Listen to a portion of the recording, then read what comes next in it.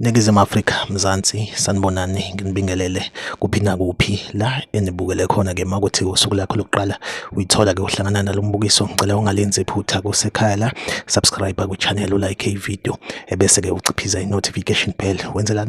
wenzela ukuthi ke ngaso sonke isikhathi ngama ngiposta i-video kule channel wena ke bese uthola i-notification then bese uyangena ngokusheshsha kwi-video uyayibuka Zikwi Trend TV siyaqinisekisa ke ukuthi ke sikulethela ke lolu daba olusuke lutrenda ngalolu suku ngaze kwethu lo esimbona ke esithombeni igama lakhe ekuthiwa uSne osebenza ke emall yase Pretoria ka Pick n Pay bese kuthi ke lo isoka lakhe futhi ke ngambiza ngokuthi iX udadewethu ke lo bafethu ubulawe kabuhlungu osukwini ke lwayizolo ebulawa ke ilomlisa umbona ke eseboshiwe elele futhi naphansi thiwa ke lomlisa ke ungene ka Pick n Pay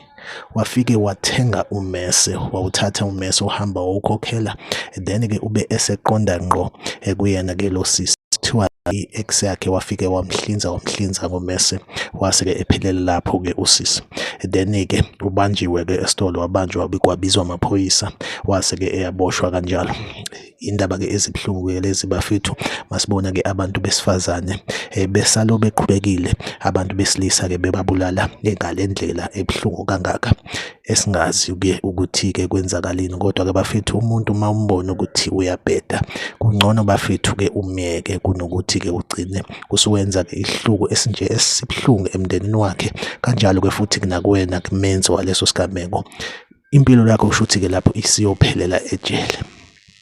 bafethu make sure ukuthi uyalike i-video uyasubscribe ku channel ngizohlezi ngikhona ngokulethela ke indaba ezitrendayo usuku nosuku asiphinde sihlangabezane